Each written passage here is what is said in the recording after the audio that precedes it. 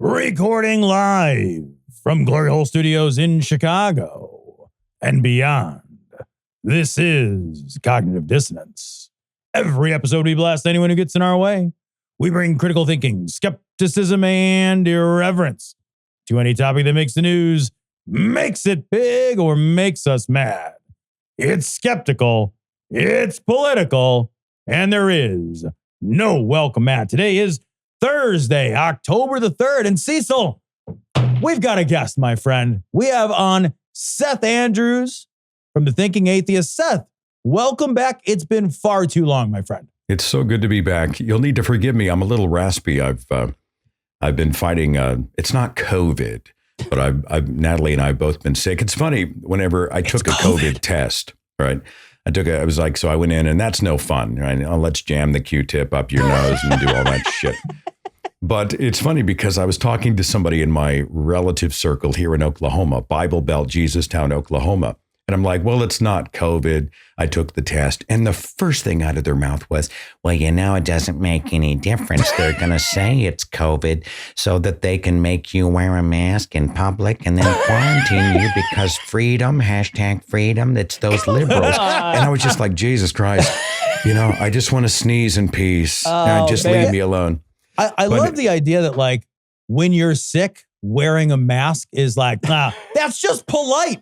We should have always been doing that. Huge parts of the world have always been like, you know what? Actually sneezing right into other people's fucking open mouths is rude. And we're just like, well, I don't know. A bald eagle don't wear no mask. What am I going to do about my freedom sneezes? I would like to take all of these people, all of these guys running around with the big Trump flag on their pickup truck and just send them to spend 5 minutes in Japan.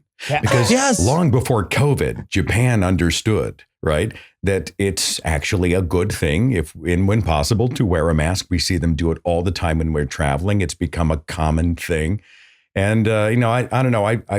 I say to Natalie that I think if the human species goes extinct, we'll probably go extinct of cruelty or stupidity or both. A combination. It's going to be both.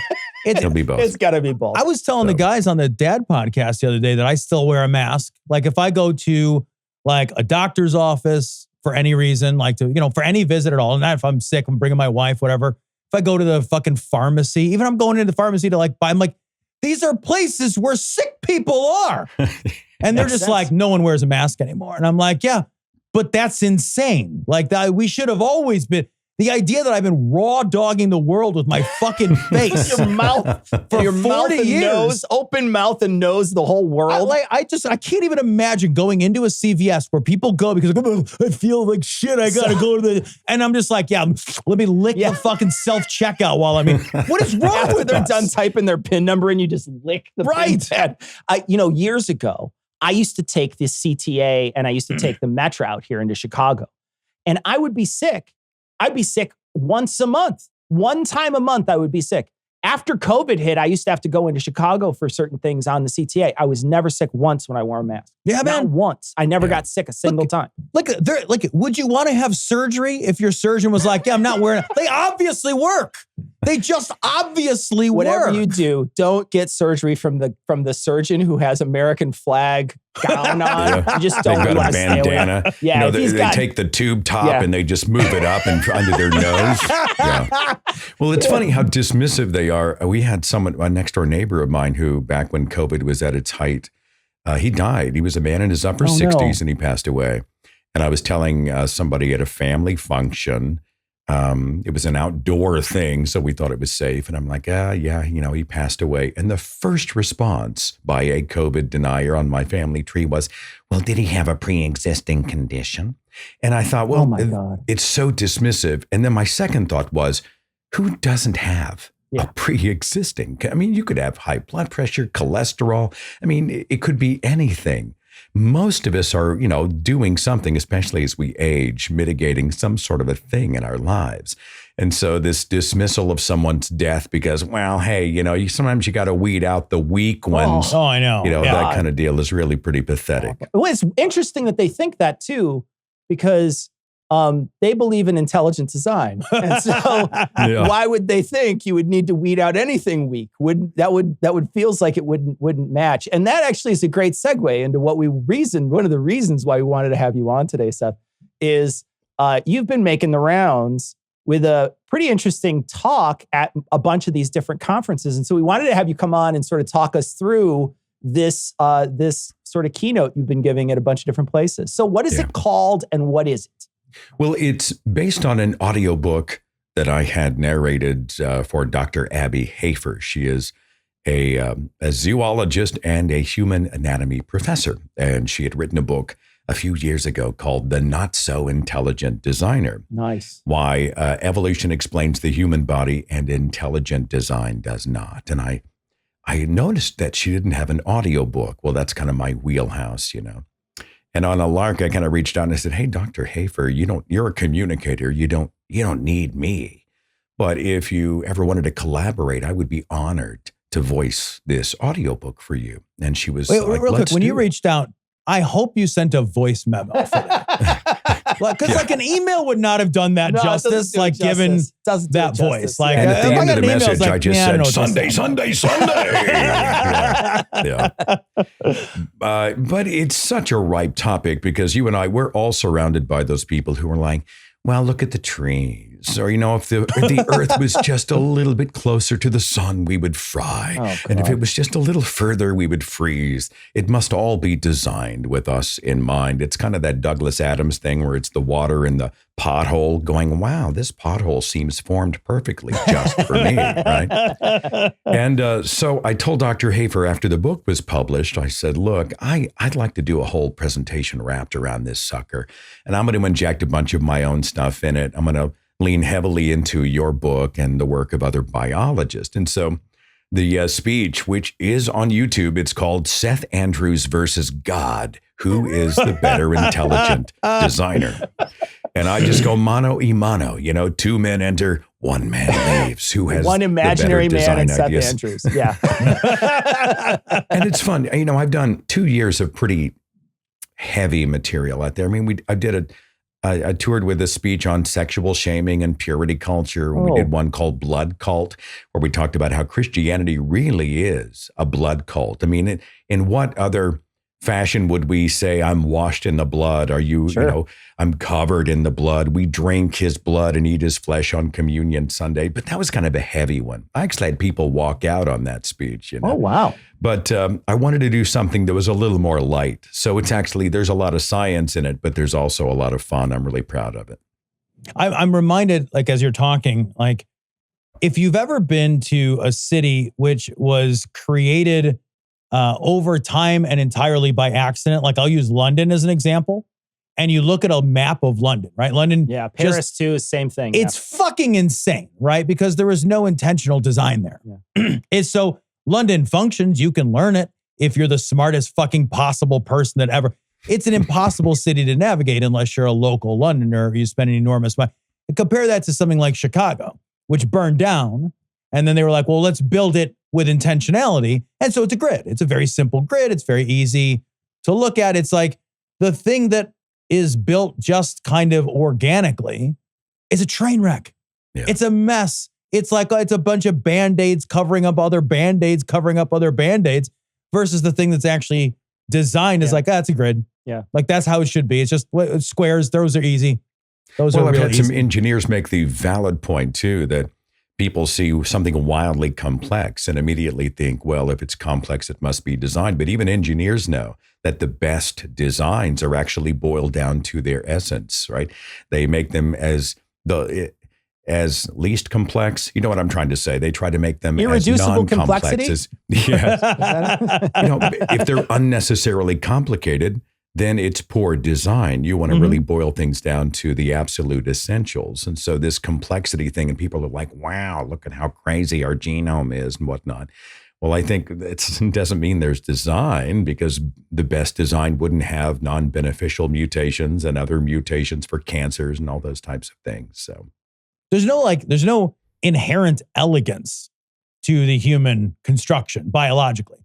And I say that as a man who's had back surgery, because like, why are we built? Like, we've built like this because we're just trash. Yeah. It's very obvious. Anybody who's over the age of 40 who has woken up in a human body has been like, there's no way somebody did this on purpose. Everything about this is wrong. I have a cat. My cat's his job is to do no exercise ever and lay around and just fucking eat treats. And he can dunk a basketball. That cat, for real. Like, that cat could be like, at a moment's notice, he can do like fucking quadruple backflips. Yeah. If I wake up tomorrow and like my back doesn't hurt, my knees aren't sore, my hips aren't fucked up, that's a Christmas miracle. And I will on the next day, for sure. You know what I mean? Like, if I have to do anything, I put away the groceries too hard. I need a fucking surgery now. Live in a human body literally once. I don't understand that people are like, oh man, that's designed. Did you not wake up inside of you? Everything in this thing is clearly an accident. Anyone who's seen me naked has been like, nobody did that on purpose. I wake up and I'm like, honey, I think I slept wrong. And I'm like, who would have thunk when I was in my 20s that full contact sleeping would be an injury sport? Right. You're like, I'm on a fucking 7-inch memory foam mattress. And I'm like, it hurts. Like, well, come on. Dr. Hafer's book and my speech both start with testicles. Because even if you want to grab someone's attention, you go straight for the groin, right? You go right for the nether regions. And so never fails. That's kind of what, without being too base, but I'm like, what the hell? And then I'm able to bring to attention, there are so many other creatures in the animal kingdom who have gotten a better deal than we got when it came to our reproductive organs, both men and women. And we get into a lot of that kind of stuff. But, you know, it's fun. I start out and I finish the speech with balls, and everybody applauded and nobody walked out. I call that a win. So why are balls bad design? Tell me why balls are bad design. Well, we think about the fact that sperm production has to take place outside the body because the core of our bodies is simply too warm for sperm production. So it's dropped down in this little separate pouch, which I call in the speech, I call it the wrinkle purse. And but if we look in the animal kingdom, there are other creatures. Frogs have their testes actually up in their core. I think it was hares and rats and certain mice can actually draw their testicles up into the body when they're not needed. So I'm like, retractable balls. I want it's so much better to run. Give me the little handle and I'll just whenever I don't need them. Just reel in your nuts whenever you don't want them out there. It's reel perfect. in your nuts. That's intelligent design. It's funny because I've heard that. It's like, well, I've heard the opposite argument, right? Where like the ability of the balls to like contract and to drop and whatever to regulate temperature. And I'm like, or you could just have sperm that doesn't have to be at that temperature. That's like right. If you're just that's right. Like it's like they look at the problem, they look at the solution to the problem without ever supposing that the problem itself is fucking stupid. The problem itself is a stupid problem. Here's my favorite part. The designer then made the scrotum and he said, let's load this sack with uber sensitive pain veins and then let's place it in a spot that is super easy to kick. Right? Why would you do this? Bad design. It really is genuinely the worst design. Like, there's been times like sometimes you just like jump the wrong way or you like accidentally knee yourself in the balls. And it's just the worst. It's just genuinely the worst. Yeah. There's also too, you know, other animals, they can sometimes share a lot easier in the not only the bearing of children, but like there's other animals out there that can, like the males can help with the actual birth of the child. We don't have any of that. It's just all like, nope, that's just on you, ladies. Sorry. We're going to have the really sensitive sac outside our body. You're going to actually do all the other work. It's like we get into the birthing process for women and how, you know, who thinks that shit up, right? Where you have to deliver the baby through a circle of bone that is smaller than the baby's head. And certainly before modern medicine, we saw just the process of childbirth was often lethal to both the mothers and the babies. I mean, it was just horrible. And even now in underdeveloped countries, we see a tremendous amount of damage done, harm done, mortality, those types of things. And it's just bad design, especially when we see other animals that got a better deal. And what's interesting when I speak to believers is they roll back into Eve's curse in the book of Genesis, right? Because Eve ate the fruit. And so part of her curse, God said that your desire will be for your husband, meaning when she wants to have sex with her husband, it's actually part of a curse. She's now submissive sexually to him. And in pain, you will give birth. And then all of her generations would then have to be in agony to deliver a child, which means that I guess God shrank the woman's pelvis in the garden. He literally said, okay, fine. And he altered her body so that then it would be agonizing. Not good design. But there's like a zebra out there, right? Who's like, well, why the fuck does it hurt for me? I didn't eat a fucking apple. Right? Like there's like every other animal that like clearly, if you've ever watched any mammal give birth, none of them are like, this is cool. This is a chill day. It looks like it sucks, right? It just always, they either look entirely indifferent so that predators don't eat them in a moment of distress, or it looks like what it is, which is like, oh, fuck, this sucks. They didn't is there a fucking zebra curse? Was there like a fucking like cow Eve that seduced cow Adam? Because they're like lowing on the ground being like, oh, this blows so bad. Like, why? Like you. God's just like, yeah, and then all the rest of them too. Like, Thank you for that visual. Thank you for a cow Eve. I will never extract that from my mind. No. When you were, so we know that your past has a deep religiosity to it. Yeah. When you were religious, was this something that you believed? Did you believe in an intelligent designer? Because I was religious before I became an atheist, right? And for me personally, I never once questioned science. Like my whole life, I never once had a moment where I thought God is in control of something like that. God was a different thing for me. What about you? Did you have any of this sort of thought that was in your religiosity? Well, just a little bit of a preamble to set it up. I went to public schools until I was in third grade. And I came home and I told my mother about all the amazing things I had learned in homeroom about Neanderthal man. Well, you know what's not in the book of Genesis is Neanderthal man. So Mom freaked out and she grabbed us all and she placed us in this little pod, this little individual private school that was straight up young earth, Bible literalist, Adam and Eve in the garden thing. And it's not just that we were taught this stuff was true. And the science books were a joke. It was just stuff like, why did God make the trees green? I mean, it's everything's a leading question. God, right? I want to know why, though. Yeah. I don't remember.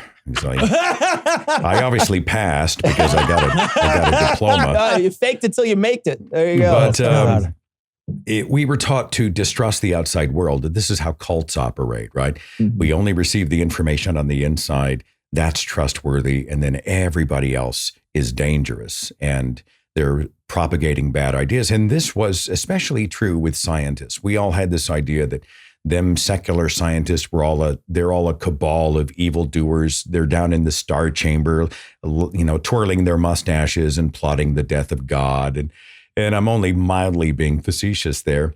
But when you are indoctrinated at an early age to believe fantastic things, and then you are locked into an information silo in that way, especially under the threat of hell, it is common for some people to spend long years believing the unbelievable. So there was Adam and there was Eve and there was a talking reptile and there was a curse and they were kicked out of the garden and sin entered the world. And I never once stopped to question, does this story make sense? Why would an omniscient God not see that his plan was pretty much fucked the second he implemented the plan? And why wouldn't he have a different plan? Of course, this is the point when people go, free will, right? And I just want to throttle them. Yeah. That's a whole other conversation. But and you feel superior. Oh, you know how lucky I am to have been born into the family with the right religion, which has the answer to the right questions. And I'm going to heaven while all those slobs are not going. And there's all these other reasons that it took me a long time to actually challenge this. I'm embarrassed at how long it took me. It took me into my 30s before I really got serious about it. So. Yeah, it occurs to me that intelligent design itself, the idea of it, that sort of backwards working from the human to make the argument that humans were actually created rather than thinking about how evolution works. That sort of, I'm going to use the word theory here, but people understand what I mean. That theory that they're working on, to me, sounds like it's trying to capture people who may not be satisfied with just an answer like, God said so. God said this. So they're trying to create a sort of pseudoscience around creation that makes it seem like there is something to this, and we did study it, and we did test our hypotheses, and we came up with this thing, and it is equal to science. Does that make sense? It does, and I think much of it is strategic when it comes to school boards and the courts of law, because creationism was kicked out outright as mythology. So then they went back and they said, and they're Christians. I mean, 99.9% of the time, these people who are intelligent design proponents, the Discovery Institute, et cetera, they're Christians. Yeah. And they're selling Christian creation myth as fact. But instead of coming back and saying, we would like to teach the book of Genesis, we come back and we say, teach the controversy. Let's talk about the possibility of an intelligence out there that designed the universe. And this is a Trojan horse for creation mythology to be taught as fact. It's the book of Genesis that's sort of painted in the guise of being a genuine scientific question when it is not. Well, it's funny because I do think that there's to be generous, right? I think we have to address the sense of awe and wonder that the natural world inspires in people. Yeah. Because you go into the world and you see the world and you look through a telescope, a microscope, go to Yosemite, be in the world. It inspires a sense of real awe and wonder. The natural world is astonishing. And it seems to me that we do have to address that. And there's either a really complicated answer, and that answer is a series of accidents can actually produce chaos and accidents and pressure can produce these wonders. And we have to really kind of get into the weeds about how that works. And that's complicated. Now that's a bummer because that's going to take time to understand. Well, or we've got these very simplistic answers. These very God, why are the, trees green? Oh, God likes green. It's his favorite shirt. And whatever bullshit, because it answers the question. It just does it lazily to some degree. I think, there's so many things going on, and I'm not a psychologist, but I remember for me, it spoke to my sense of specialness. Everybody wants to be a creature of destiny. I'm not an accident, but I was destined to be here. Before you were in your mother's womb, I knew you, and the attributes I have are by design, and I will be on a holy quest to receive divine reward. Those types of things really do feed our sense of self sometimes. And it helps, I think, if we think there is someone in control out there in this chaotic, crazy world. We're great at self-medicating when things don't make sense or they seem random and unnecessarily cruel. And so we say these unbelievably nonsensical things, but we hear it all the time. Everything happens for a reason. Somebody up there is in control. Well, part of this is us self-medicating. In a world that doesn't really care, we tell ourselves that, it's all part of a master design and we can't see what it is. We're not smart enough to figure it out, but somebody up there is. And one day the mystery will be solved. I think there's a lot of gears in that machine for sure. I'm laughing a little bit because there's a tension that I've always just found really amusing. And you've brought both of them up in the same conversation that on the one hand, one of the answers is destiny. Right? There's an answer of destiny that is very often God has a plan, right? You'll hear this. So that is a suggestion of destiny. And another answer to other theological questions in the same faith tradition are free will.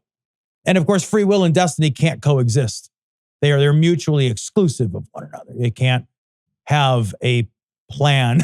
You can destiny and also real and actual free will. And yet both of those things are answers to the same sets of questions. You just like however we spin the fucking kaleidoscope. You just don't understand the divine mystery, Tom. I think that's the key. That's true. I don't understand the divine mystery. God? Yeah. Why do you hate God? Well, I don't want to piggyback too much on this, there's a cognitive but dissonance there. A lot of people will tell me when I say, well, why is there so much what John Loftus calls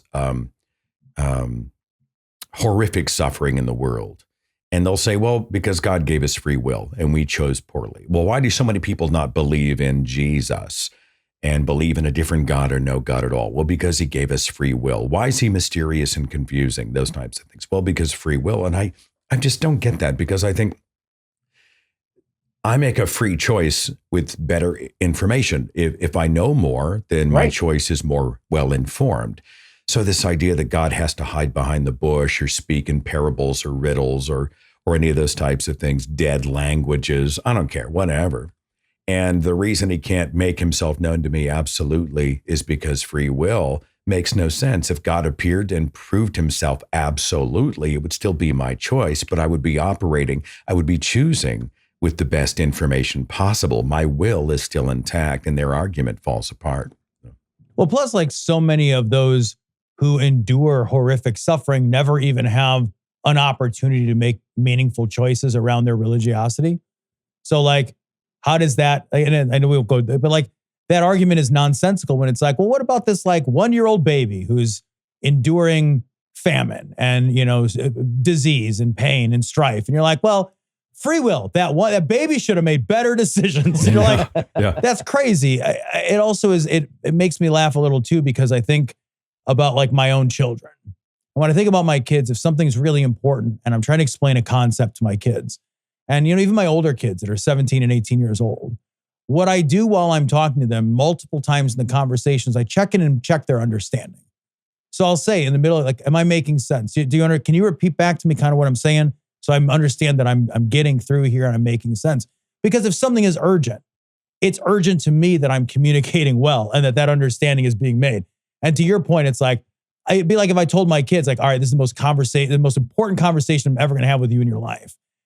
I'm going to do this entirely in pig Latin from behind a curtain, and I'm only going to use every other word. And but if you get any part of it wrong, you'll die. You will literally die. And you'll burn forever. Right. That would be an insane thing for me to do, to obscure a truth rather than to constantly add more clarity to the truth. For the intelligent design talk, though, I want to go back.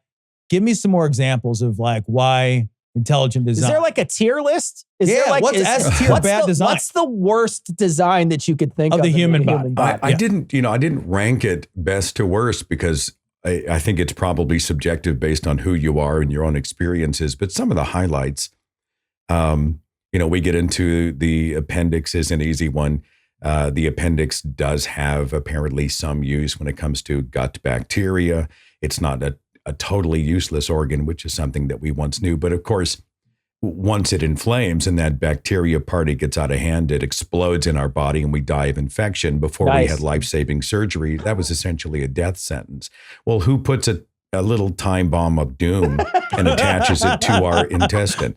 We talked about how 85% of Americans have to have their wisdom teeth out because there's simply not enough room in the jaw. Well, that's bad design. Who puts the food pipe and the windpipe next to each other? Thousands of people choking to death. Who designed the plumbing for elimination and sex? Who makes the same canals for eliminating waste, the canals that we use for intercourse? And the analogy always is, well, who puts the water slide and the sewer in the same exact zone? Our knees wear out when we're 50. I mean, all of this makes sense evolutionarily, where we are bipeds, used to be quadrupeds. We developed larger frames, heavier heads with larger brains, and our joints, we're living longer, our joints are wearing out. But from a design point of view, it makes absolutely no sense. And we just go point by point by point and say, I could do better. I talk about this useless hair on my arms. Like, what the fuck is this? What is that? What does it do? Right? We understand, evolutionarily, we understand this is an evolutionary leftover from my primate past. But in terms of why would God give me the hair and we look at human beings always plucking and shaving and waxing and lasering and doing all this other stuff. Why we're essentially altering God's intelligent design. And there are so many great examples that Dr. Abby Hafer has in her book about this type of thing. And what I really like about her is that she will often show how other creatures in the animal kingdom have a better scenario. They got a better deal, whether it's our joints, eyesight, our hearing, how we give birth, those types of things. She's really, really smart, and her book's really good. So. Is there an animal that like is better? Like what is the best? What is the best one? Like what's the closest one where you're like, and it's not the platypus, right? It's clearly not that. I think it's the one that you just regrow everything. Like a hydra? Yeah, if you just cut off part of me, I could be like, cool, I don't need that. Or like a starfish where you're just like, whatever. There's like lizards and shit that can just regrow stuff. Yeah, I mentioned it's called, there's a salamander creature called the axolotl. And those are adorable. I've seen those. If you slice off like a limb or its tail or whatever, does it regrow the tail? But it regrows the nerves, the vessels, the muscles, and the spinal cord. Well, imagine what the implications would be for human beings. I mean, and scientists are actually looking at the genetics of the axolotl to try to figure out what the hell's going on. Because if this, of course, could be replicated in human beings, say goodbye to paralysis as we regrow the human spinal cord. Well, I would think if we were really at the top of God's list as his children, he would have included regeneration on our sort of feature. On the index, it would be like, oh, look, you can regrow your spine and your spinal cord. That seems basic to me. And yet he gave this to lizards instead of us. He didn't give it to us. Makes any sense. So. Asshole. Yeah. So theologically, humans are intelligently designed. This is a stupid question maybe, but then are all the other living things also intelligently designed? I presume because it's not like theologically, it's just humans that were intelligently designed, right? God presumably designed each and every living thing, right? That's the idea, I think. Well, the argument is, it's really a silly putty argument because was it Dave Fitzgerald who said, if you want evidence for evolution, just look at religion, look at Christianity, because Christianity has evolved all of these defense mechanisms to explain the ridiculous. What a great point. And so what we have then is a scenario where if I look at the birth of a beautiful baby, or I see the complexity of the human eye and how we're able to see in all this spectrum of color. And of course, there are other creatures that can see better, longer distances, a wider spectrum of colors. They don't have eye degeneration the way we do, blah, blah, blah. But if someone looks at something that they consider to be good, they're like, well, that's God. That is the designer. He specially made that. He was in there in the blueprint room and he drew it up and it's so miraculous. And then you're like, okay, well, how about, child leukemia? How about all these other things that are poor design? How about animals that eat each other alive to survive? What about the pain and the suffering and the waste? 99.9% of all animals that have ever existed on this planet have gone extinct, according to scientists. What explains this waste? I just want to say, those were oopsies. They were, So what they say is that good design is God, bad design is the fall of man. It's a fallen world. It's Satan. And in that way, they've created a scenario where God never has to be accountable. So the good design is going to be, hey, high five Jesus or God or Yahweh or whoever. Bad design is, oh, we suck and the devil's evil. And it's really kind of frustrating to try to have conversations with people because they will immediately grasp onto the good. It's total confirmation bias, and say that the good God, bad Satan or us. So it is October. So that means that you are releasing a very special episode of your show, Ghost Stories, which you do every single October. Tell us about this year's edition. It's funny. I have always been, even when I was religious, I was kind of drawn into horror films, scary movies, ghost stories. And that has never changed. And were you a Hell House guy when you were religious? I was. We do the church. For those who don't know what a Hell House is, do you want to describe it, Tom? Or you want me to describe it? I've never been to one. I've only read about them. So you've probably got firsthand experience. God. All right. Well, I did a whole speech years ago called The Copycats that talks about how religion likes to take everything that's popular in secular culture and they make a Jesus-y version of it. And then they go and they take credit for it themselves. White people do that to black culture. I get it. It happens all the time in the church. It happens all the time in the church. And so Christian churches started creating what they called hell houses, which were October-themed haunted houses. But instead of going in and it's the witch and the goblin and those types of things, you go in and they would take you through real-world horrors. And there's a famous one here in my hometown called The Nightmare. And they have Universal Studios production quality. It's remarkable. Really? Oh yeah. This is what they're known for. I don't know how much money has gone into it, but it's you go in And the first thing that happens is you get on an elevator to hell, and the floor rumbles beneath you and light comes in through the cracks in the brick and everything expands and you literally end up in hell. And they walk you through everything from a girl in a bedroom with a gun who blows her brains out, to a street shooting by gangs where there's a car overhead, to a drunk driver, to all the horrors of the real world. Jesus. And they use that to traumatize you. And then at the end of the hell house, you go in and there's, I swear, Jesus on the cross. His back is faced, and then the cross would spin 180 degrees and he's all bloody and he's heaving, and then his head drops and it is finished. And then as you leave, there are counselors in the parking lot ready to counsel you about what you've just seen and lead you to the love of Jesus with the salvation prayer. Holy shit. Yikes. Yeah, it's hardcore. I mean, they have Yikes. I kind of abortion want to see rooms. one in person. They're offensive, really. There are some where you go in It's and not there's horrible. an abortion gone wrong, and there's a bloody baby. And That's I mean, exactly what it it's just sounds like. Yeah. an horrifying. abortion. It's Wouldn't just an abortion horrifying. gone wrong if you were a Christian just be an abortion?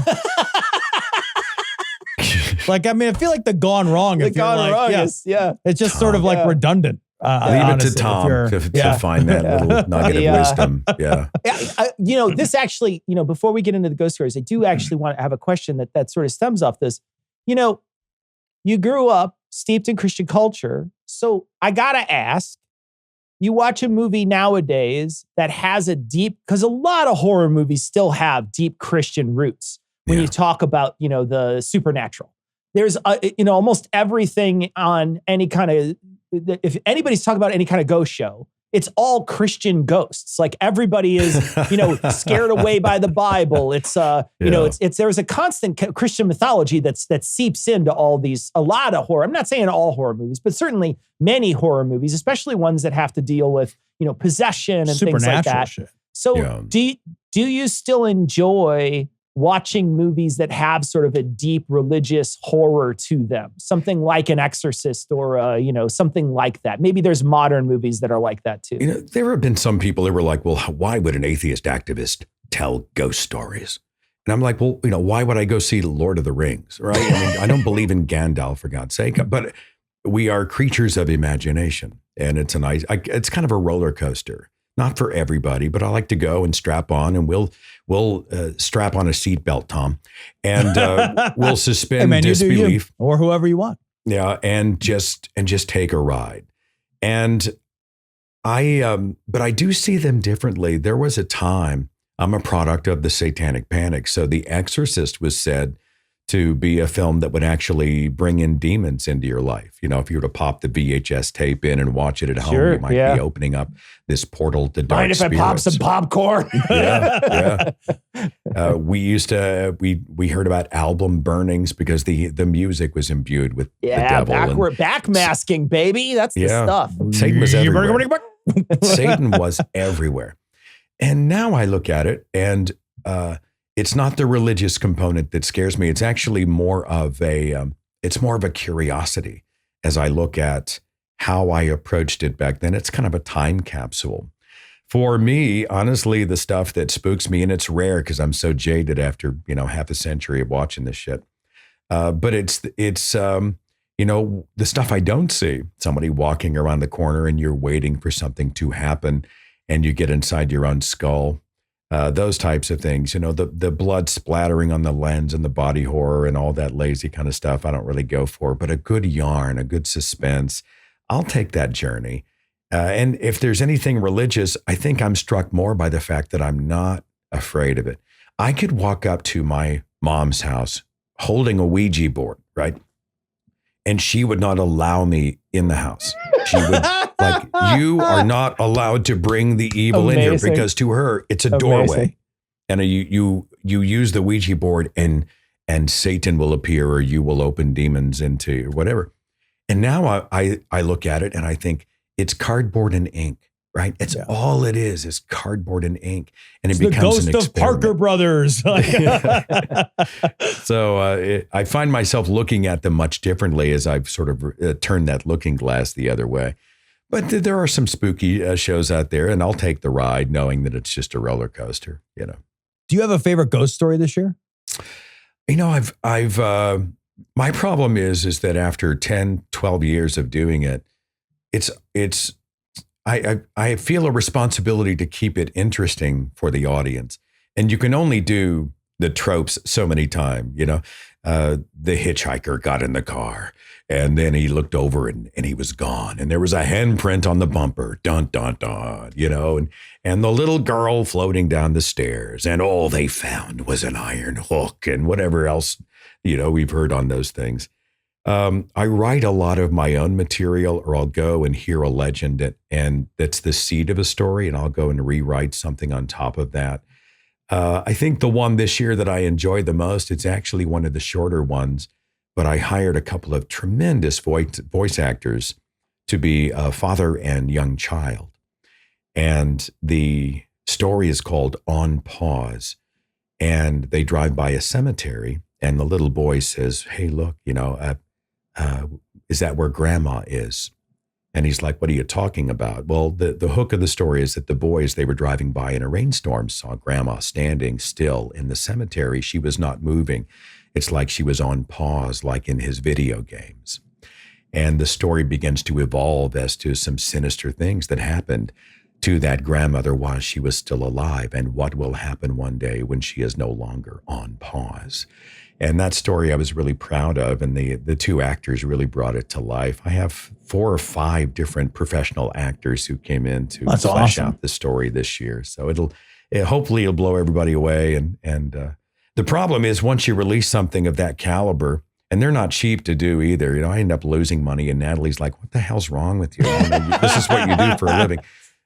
I'm like, well, when you fall in love with the project, you really get yourself in trouble, Yeah. But once you do that, then the next year you're like, oh crap, I've got to step it up and up, and before you know it, I'm going to run out of ideas, and I don't know what I'm going to do. But anyway, it's in the can, and I think it's going to be good this year. So that's awesome. Are you releasing an anthology of these? Yeah, I've got one series of ghost stories that I put in audiobook form that came out in 2018. And then I have volume 2 releasing right on top of this conversation here on Audible.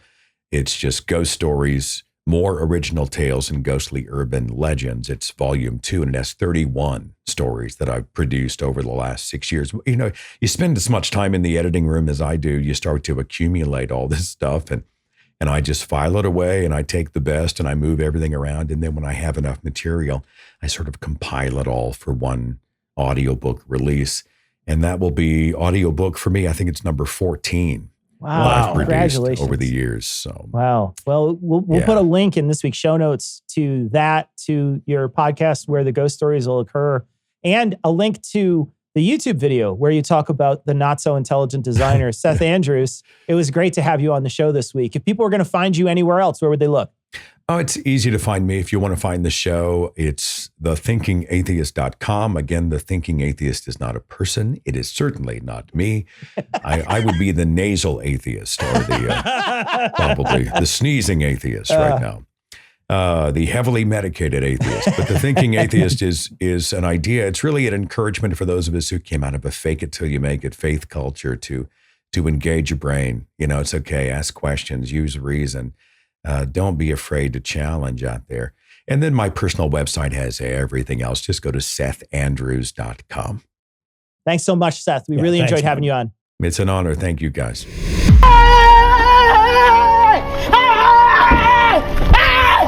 Why are you running? Why are you running? Yeah? You owe me money. You have to give me back my money. So this story comes from CNN. Trump backs out a 60 Minutes primetime interview, according to CBS. So for 50 years, it has been a tradition that the major Democratic and major Republican candidate have gone on 60 Minutes. They've done an interview for 50 years. Oh. Harris is doing hers. Trump, he's backing out. Guess why he's backing out, my friend? Why is that, Tom? Because he says they'll fact check him. That to me does not instill a lot of trust when I hear that someone doesn't want to deal with a fact. Yeah, that they're literally running away from facts. When you're like, hey, I don't want to be on your show because you won't let me lie on your show. Yeah, that's what the fourth estate is supposed to do, man. We're supposed to say true things. It's okay to make mistakes. It's okay to say things that we are prognosticating that may not turn out to be true, right? Like, I think if I change taxes, it'll have this effect on the economy. Then somebody might say, actually, we don't think it'll have that effect. That's not lying in the same sense of saying, like, in Springfield, Ohio, the Haitian migrant community is eating dogs and cats. There's a difference between those two types of sentiments, right? Purposely pretending that there's not, which is what Trump does, is just lying. Like, it's trying to reserve and carve out a space for him to lie to people. Yeah. And so, yeah, I was thinking about this when we were eating earlier. Like, imagine going to work and being like, all right, I'm going to try something new today, to your boss. I'm not going to lie to you the whole day. Wouldn't you be fired on the spot? Your boss would be like, wait a minute. Yeah. You mostly just lie to me? Yeah. Lying is not something we should accept or expect. It is so strange that we live in a time where these people are openly saying, I don't want you to look at facts when you're talking to me and then correct me on those facts. But I think they have, you mentioned this a couple shows ago, there is a reality distortion technique that they use. And so for their true believers, they don't believe that this is wrong because they think that the facts that they are being confronted with are alternative facts or not real facts. Yeah. Right? They've made this up. The mainstream media has made up a narrative that isn't real, that is just there to try to attack these two political candidates, right? So Donald Trump, JD Vance, they've both said, please don't fact check me. JD Vance said it on the stage the other night. They didn't fact check JD Vance on all his lies. And if you watch that debate, there is lie after lie after lie after lie. It was a pretty tame, boring debate, like a really policy-heavy, boring debate. But if you pay attention and you know sort of the political landscape we live in, foreign policy, internal policy, energy policy, all the stuff he seemed to talk about, he lied about everything. I mean, it was genuinely lie after lie after lie. But the one lie they wouldn't let him get away with was the Haitian immigrant lie, because he tried to play it again. And then he stomped his foot and he got mad because they fact-checked him. He was upset. He was mad that they fact-checked him. He said, you weren't going to fact-check me. And he got mad about it. But here's the thing, man. We shouldn't be trusting people who walk in and say, I don't want to be fact-checked. But there is a group of people who that does not faze in the least. And which surprises me the most is that if he were to go on 60 Minutes, none of his true believers, not a single one of them, would think anything if they fact-checked him to his face and told him he was lying. They wouldn't think anything of it. I think the reason why is because he calculates and knows that if it's a middle ground, he's not going to win it, so why bother?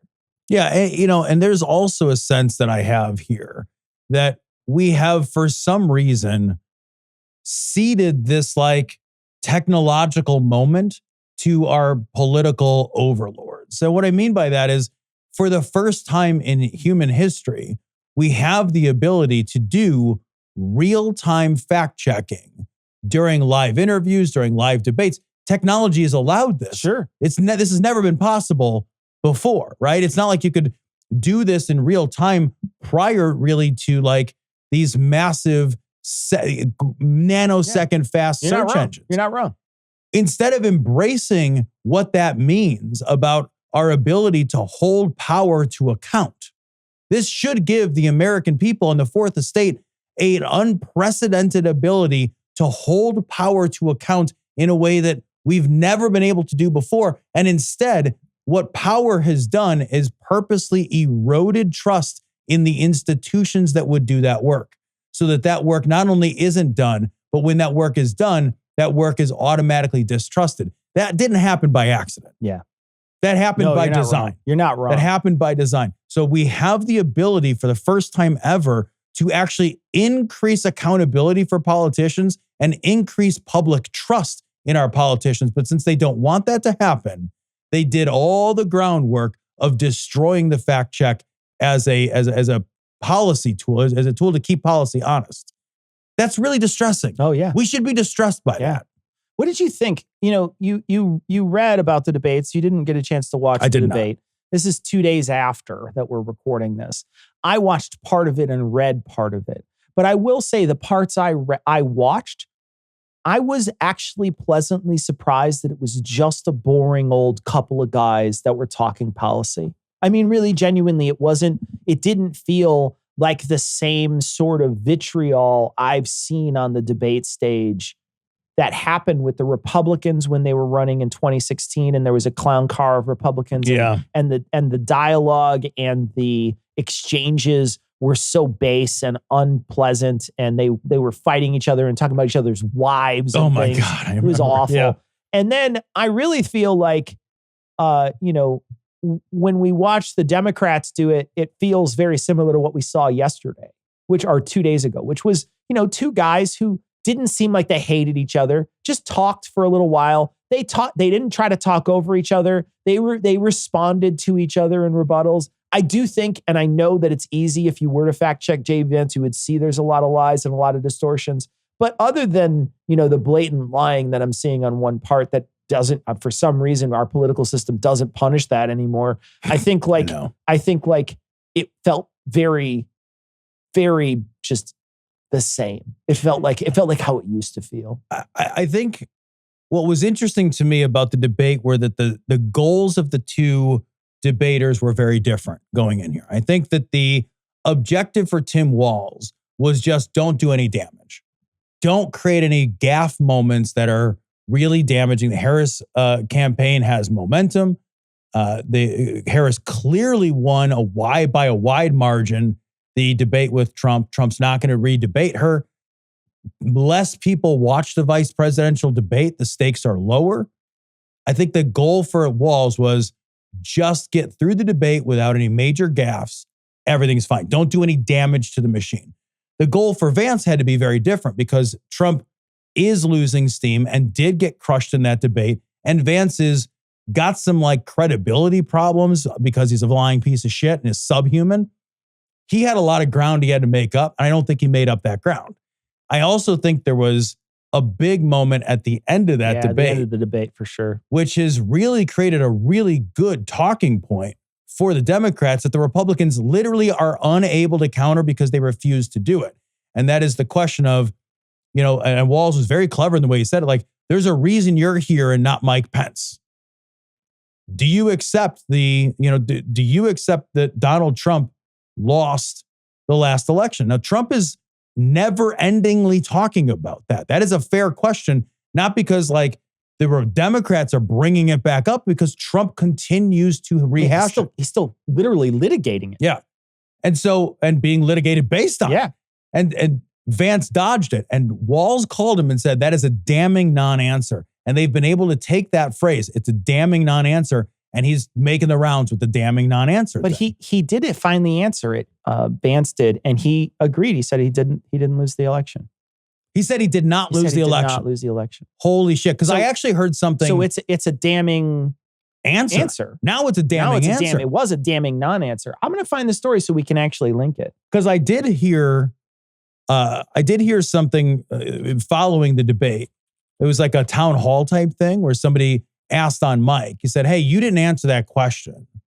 And then Vance again dodged the question. He said, "I didn't answer that question." He said, "Why didn't you answer that question?" And Vance's response was, "I didn't answer that question because I'm not looking back. I'm looking forward," or some, politician bullshit. So it's interesting to me that he's now answering it. On Thursday, comedian Jason Selvig posted a clip of an interaction he had with Vance on X. During the brief encounter, Selvig repeatedly asked Vance if Trump won in 2020. The settled issue of who won the 2020 election came up again after Vance told viewers returning in Tuesday's vice presidential debate that he would have helped Trump carry out his alternative electors scheme to maintain power. Who won the 2020 election? Could you just answer? Did Donald Trump win? Yes, Vance replied. After asking Vance to confirm that he was saying Trump won in 2020, Vance replied, "Yep." The comedian then pressed Vance, asking if he would concede if he and Trump did lose in the 2020 election. Vance did not answer directly, instead just saying, "I really feel bad for you, man." And then he pushed again. He said, "If your opponent gets more votes, will you concede?" After which Vance walked away without answering. I also heard Trump, he was asked, I think yesterday or today, he was asked something along the lines of, do you think that the election, like, it looks good, it's fair, it's not rigged, whatever. And he said, well, we'll see on election day. Basically saying, like, I will only accept the results if I win. This is a threat. Like, we're talking about a threat to democracy. A major political candidate who says that the only viable, actionable demonstration of democracy is when he wins. Yeah. The only way that you can trust an election is if he is the winner of that election. That is clearly a threat to democracy. You're not wrong. You're not wrong. And that you expect that sort of thing to happen. Yeah. Expect that to happen. And, just recently, yesterday, they released an indictment, or at least it was a revised document to show that Jack Smith is trying to say to the DC court, hey, here's all the things that Donald Trump did to subvert the 2020 election and cause that riot, because that's what he's on trial for. There is the inciting of, the riot and all that stuff for 2020 in DC. And he's basically saying these aren't official acts. And he lists out a 160-page document. Now, I didn't get all the way through it, and I'm going to probably cover it on next week's Lawful Assembly. But genuinely, just read parts of that, because I've read parts of that, and you just read part of it and you think, there's no way that you can watch him continue to tell this lie about 2020's election and listen to how he talked about Sidney Powell while she was on hold, making fun of her, saying no one's ever going to believe this. This is a total crock that she came up with. Like, he literally didn't believe it himself. So he didn't believe it then. He doesn't believe it now. He's only saying it for one reason. It's because he only wants power, and that's it. And he will not take no for an answer. He hasn't his whole life. And he's not going to do it again. Here's the thing I'm wrestling with, and I'm curious what you think. I think when he lost the election in 2020, part of the reason the public response was as vast as it was because he was at that time the sitting president. So he had all the power and authority of the sitting president. He right now has no power or authority at all. He's a private citizen. If he loses the election in 2024, this year, I am of the feeling that there won't be riots, that there will not be the big demonstrations, because he lacks that same gravitas. He's not the president. I might be dead ass wrong. How do you feel about that? Well, the opposite. I don't know. I don't feel any other way because I don't know how they're going to act. I can't predict. Yeah. But I will say the opposite of that could be that what they feel instead is that the deep state, the real deep state that he was trying to suppress while he was president, is still there, and they suppress this vote and they change this vote, and now they're going to react to it, and there may be a riot because they're seeing the government as the oppressor just as much as they did back then. It hasn't changed the calculus in their mind of who's oppressing who. They still think the government's at fault. Do you think his ability to do things like hold a rally at the ellipse? Yeah. I think that there are definite lacks of power. He doesn't have the same bullhorn he had. Right. He could just hold a press conference, which he did multiple times. He walked out and talked multiple times about how this election was stolen. He can't pick up a phone now and call Georgia and tell them to find 11,870 votes. He can't do that now. What is he? How does he even get his call routed through? Yeah, wait on hold for a year. So I don't see it happening the same way.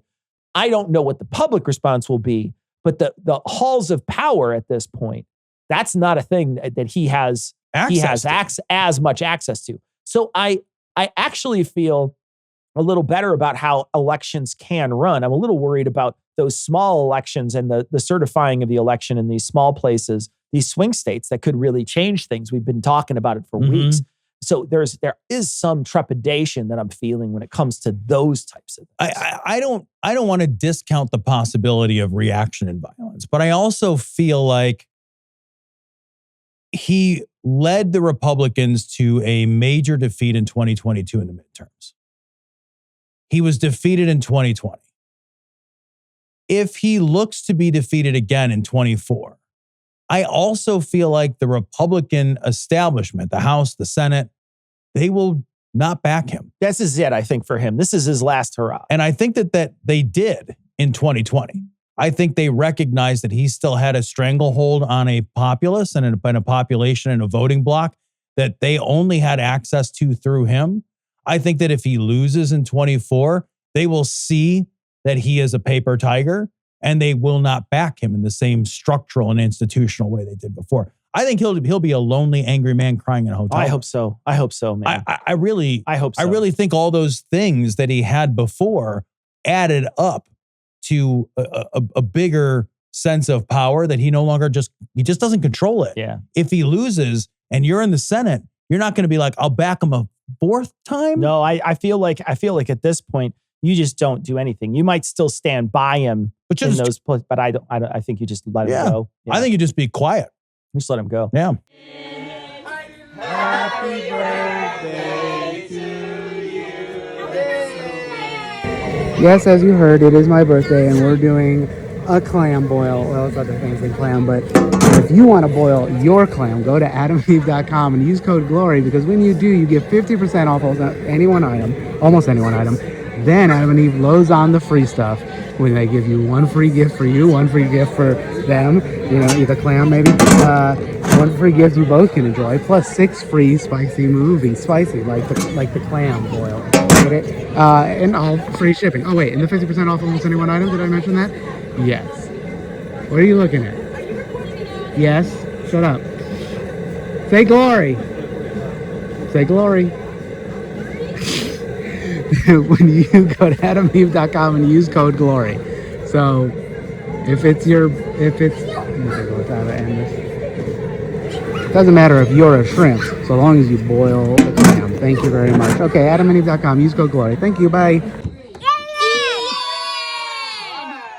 I'm here. I've been here the whole time. FEMA, the secret government. This story comes from NJ.com. That's a New Jersey thing. Georgians get fast hurricane aid from Biden and Harris, and it's driving Trump crazy. I want to read what Trump said. All right, so here's what Trump said. He said, the governor's doing a very good job. He's having a hard time getting the president on the phone. The federal government is not being responsive. The vice president, she's out someplace campaigning, looking for money. Let me tell you what the actual governor of Georgia said. That is Republican Governor Brian Kemp. Yeah, the guy he called for 11,780 votes. Yeah. So here's what Republican Governor Brian Kemp said about Biden and the federal response. Quote, the president just called me yesterday afternoon. I missed him. I called him right back and he just said, hey, what do you need? And I told him, we got what we need. We'll work through the federal process. He offered that if there's other things we need, just to call him directly. And I appreciate that. We've had FEMA embedded with us since a day or two before the storm in our state operating center in Atlanta. We've got a great relationship with them. Trump is just a lying liar that lies in order to enrich himself. This doesn't enrich the state of Georgia. It doesn't help people in need. It has nothing to do with people ravaged by this storm. It has nothing to do with driving aids. This is only and exclusively about creating a lying, false narrative to push his personal agenda of regaining power. That's it. There's nothing else behind this. Yeah. And really, what is he doing down there? Right? When he had the weight of the federal government and he was touring sites, great. He's touring sites and he's seeing what's needed. He's got a bunch of people behind him, maybe an executive assistant. He's like, hey, get another generator down here or whatever they do, right? A lot of this stuff is photo ops anyway, but genuinely, when they have those people there, that's when you can talk to the leaders there, and then you can make the reparations and fix things and help fund all the cleanup efforts and pay for all the supplies and help bring down workers and FEMA trucks and whatever the hell you need. Trump doesn't have anything he can offer. No. He's just a dude. He has no power, nothing behind him. He's literally just, at this point, he's destruction touring. That's what he's doing. It's destruction tourism. He's literally just walking around for the photo op. I recognize that the other stuff is a photo op too, but I think that there's probably something that happens business-wise that helps those people in some way. At least the people who are doing the photo op are controlling purse strings and material and people, and they're doing something about it. This guy can't do he literally can't do anything. He's too weak to lift anything up. He's not going to clean anything. Has he ever cleaned anything in his life? What is he going to do? Throw out paper towels that he bought to people? He's not going to do anything. So what he's doing, he's literally there just so he could throw a wrench in the gears by making it seem like the other people aren't doing anything. Yeah. It's so hypocritical for him to call out Harris for supposedly not working toward aid efforts and campaigning, while he's literally the only thing he can do is campaign. Yeah. He's a private citizen. Yep. That's it. It'd be like if I went down there. Yeah. It's actually worse because it takes away resources. If I go down there, no one gives a shit. I'm Tom, doesn't matter. Got on a plane, didn't get on a plane. If I live or die, the world doesn't notice. This guy's got security details. He's got to get fucking motorcades and shit blocked off. He takes resources. Yeah, you're not wrong. Resources. You're not wrong. And he's campaigning, complaining about how the other person is campaigning. You're not wrong. How gross. It's so funny to watch him down there with no use to complain about people who are actually helping. And there's people out there who will gobble it up. Sean Penn is the only one who's allowed to go down there. Help people out. You remember that? After Katrina, Sean Penn was like, fucking get me a boat. I'm going to go rescue some bitches. I'll do whatever I can. Yeah. Why the fuck you lying? Why you always lying? Oh my God. Stop fucking lying. Speaking of lying, hypocrite pieces of shit, this story's from Newsweek. Matt Gaetz voted against FEMA funding right before Hurricane Helene struck. It's not just that he voted against the funding. He voted against the broad spending bill to keep the government open that contained FEMA funding. And then he bragged, like all these lying pieces of shit always do. Yep. Then he went to his constituency in Florida and bragged about how he worked to secure funds to help provide aid. And then he was called out for it, which is good, right? Yes. Every single time this happened, I saw Biden's Twitter over the last several years constantly doing this while he was president. Constantly, when someone would vote against something and then go brag about it on Twitter, he would immediately come back and be like, this person didn't vote for it. Yeah. He would just be like, yeah, they didn't vote for it. They didn't vote for it. We were talking, I think it was either last episode or 2 episodes ago about voting records. And, this is one of those things. If you're one of these people who are in Matt Gaetz constituency, right? You're one of these people who live in his district. Look at what he did for you. Nothing. He didn't do anything for you. What he did was tried to fucking throw a monkey wrench in the wheels of government so there wouldn't be funding there. That's what he did. He did the worst thing you could possibly do to vote against a bill to actually help. Now, we all know how the majority and the media in this country view the Catholic Church.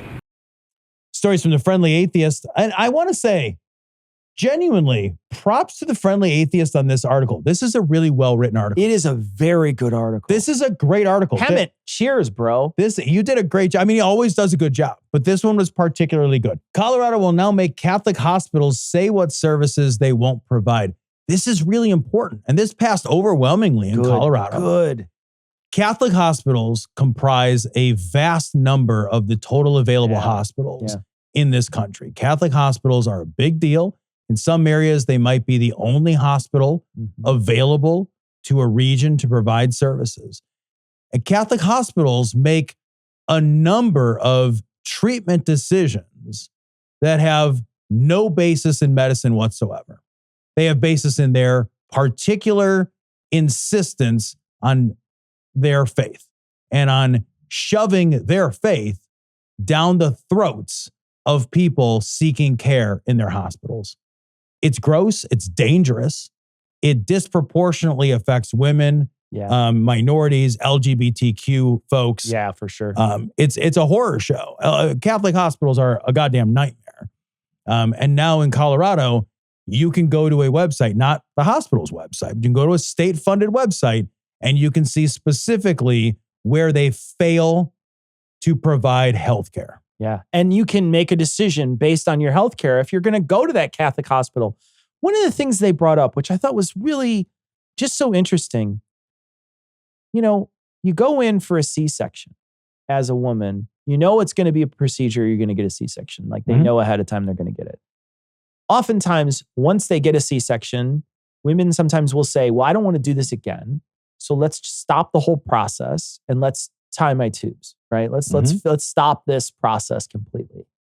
It's actually better for women who are getting a C-section to get this process done then, because you don't have to open up the body a second time. You know, you're kind of right there. You know, I can pick up milk on the way home. You know, it's that kind of thing.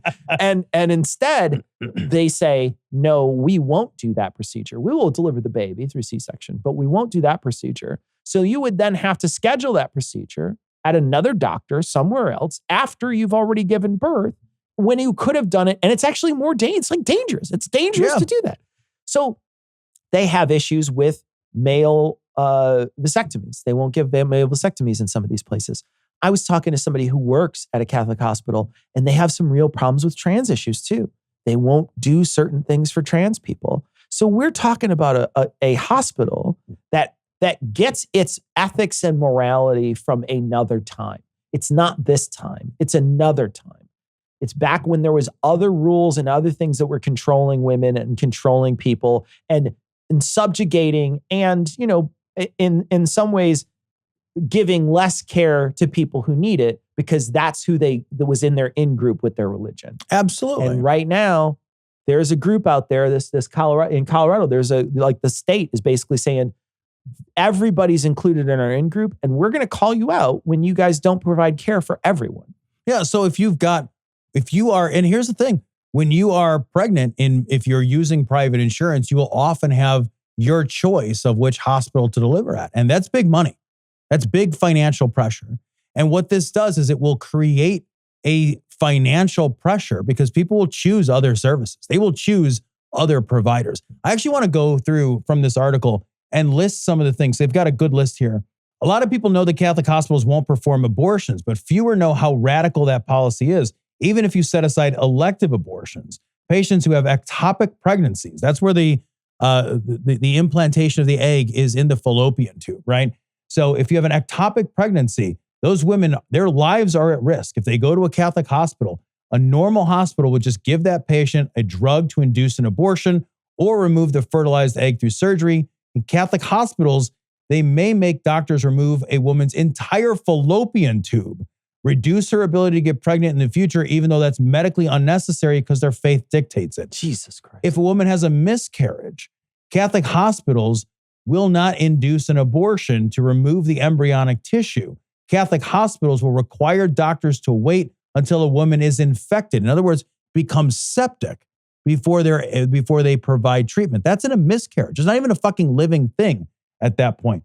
Catholic hospitals will not dispense contraception, which means that if a victim of sexual assault requires birth control, Catholic hospitals will not be the ones that offer that birth control to a woman who has been sexually assaulted. Catholic hospitals, as you mentioned, they won't perform vasectomies. They won't help women get pregnant by sperm donors. They don't allow and won't help women use surrogate mothers to give birth to biological children. They're also awful at the other end. Like if you're an elderly person dying of disease, you have a terminal disease, you cannot, even though euthanasia is legal in Colorado, Catholic hospitals will not assist with euthanasia. So they'll just require you to just linger and suffer and hate your life and just die in misery and pain and terror and fear. If you're a transgender person and you need hormone therapy, hysterectomy, or mastectomy, you're out of luck at a Catholic hospital. It's not one or two things. It's not one or two things. There are an entire suite of services. And really, again, these services disproportionately affect women, LGBTQ people. That's most people. Most people are women. It's just true, numerically true. These hospitals are disenfranchising the majority of the people that are in their area of care. They want to control with their faith your access to medical care. This isn't new for Catholic hospital, for Catholics in general. I mean, if you look at how they've handled AIDS in Africa. Oh, right? God. You know, look at the opportunity that you have to help people by just giving them condoms, right? Yeah. You could change the face of how people get AIDS by just providing condoms to people, but that's immoral. So instead, what they do is they create these other systems to give people drugs after they've gotten AIDS. Well, they never had to get it, right? They never, we have a vaccine for AIDS. It's called the condom. Yep. Right? You got the vaccine, you got to use it every time, but still, it's called the condom. You can prevent HIV but just by using a condom. They wouldn't do it. They would not do that one thing. Look at Mother Teresa. Look at how she made people suffer. You know what I mean? Like, this is not new for the Catholic Church. This is something that they do. This is something that they revel in. They make you come in and abide by their rules. This is one of the reasons, when we talked about these people who are pharmacists, who have these very, very strict beliefs, and they get a job at a pharmacy, and somebody comes in and says, I need a day after pill. And they say, well, my conscience won't let you do it. And you and I have been saying for years, well, then get the fuck out of that business. Go do that somewhere else. Go do something else with your life. Because if you can't provide the standard of care that everyone needs, you shouldn't be doing that job. Well, it's the same thing here. They can't provide the standard of care that everyone needs. Catholics need to get out of the hospital industry. Yeah, and like I want to add too, something that just occurred to me is that these Catholic hospitals are still fucking charging you. Sure. It's not like it's a charity that's free. Yeah. You're not going to just because you go to the Catholic hospital, it's not cheaper. Like they may not turn a profit on paper. They probably don't. They're probably not allowed to turn a profit on paper. But like none of the services are cheaper, man. I can tell you from experience, having had services in systems that are run by Catholics and systems that are run by private medicine, there's no difference in the pricing. No difference. So it's not like you're good. It's not like part of me might say like, look, if they're giving away all these services and it's free, then maybe I might feel a little different. Sure. Then you could go somewhere else for the other care. Right. Or it'd be like, look, they're doing all this good. They're giving, but no, what the Catholic Church is fucking rich. They own a massive amount of real estate, billions and billions of dollars in real estate all across the world. They own a network of hospitals all across the country, probably all across the world. They are not using that wealth to provide services at discounted prices, to provide services that are free of charge. They are using that wealth to enrich the church. They are not selling off their real estate to help the poor. They do not care. They do not care. Their goal is to be powerful. Their goal is not to help people. I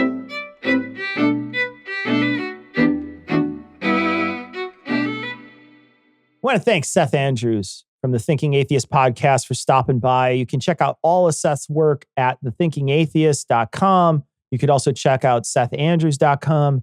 You can also go to the show notes, dissonancepod.com. Check out the show notes for this episode. Check out all of Seth's stuff. We're going to have a link to his audio book that he just released. We're going to have a link to his shows. So go check it out. Seth is a great dude and he puts out a great product. And if you're an atheist and you haven't heard of Seth Andrews, you should go check out his stuff as far back as you can because he has great stuff. And he's been a great voice for the atheist community for a very long time. All right, that's going to wrap it up for this week. We'll be back on Thursday with a show about J.D. Vance. You don't want to miss it. All right, that's going to wrap it up for this week. We're going to leave you like we always do with the Skeptic's Creed. Credulity is not a virtue. It's fortune cookie cutter, mommy issue, hypno-Babylon bullshit. Couched in scientician, double bubble, toil and trouble, pseudo quasi alternative, acupunctuating, pressurized, stereogram, pyramidal, free energy healing, watered downward spiral, brain deadpan sales pitch, late night info docutainment. Leo, Pisces, cancer cures, detox, reflex, foot massage, death and towers, tarot cards, psychic healing, crystal balls, Bigfoot, Yeti, aliens, churches, mosques and synagogues, temples, dragons, giant worms, Atlantis, dolphins, truthers, birthers, witches, wizards. I think it's bizarre that I haven't cut your motherfucking nuts off. Shaman healers, evangelists, conspiracy, doublespeak, stigmata, nonsense. Expose your sides. Thrust your hands, bloody, evidential, conclusive. Doubt even this. Thanks for tuning in. If you enjoyed the show, consider supporting us on Patreon at patreon.com/dissonancepod. Help us spread the word by sharing our content. Find us on TikTok, YouTube, Facebook, and Threads, all under the handle @dissonancepod. This show is CAN credentialed, which means you can report instances of harassment, abuse, or other harm on their hotline at 617-249-4255 or on their website at creatoraccountabilitynetwork.org.